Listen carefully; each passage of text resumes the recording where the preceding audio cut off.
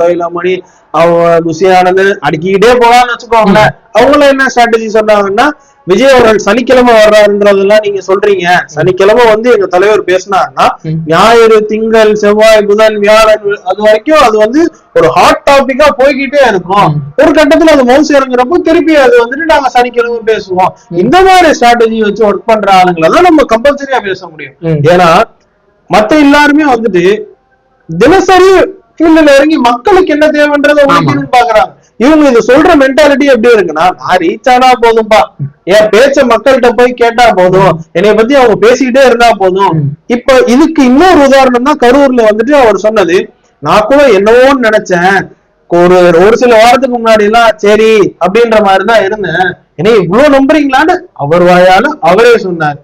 இப்படி அவர் மக்களை பத்தி நினைச்சுக்கிட்டு இருந்தாருன்னா அவர் தான் கம்பல்சரியா மக்கள்கிட்ட நம்ம எடுத்து பேசி ஆகணும்.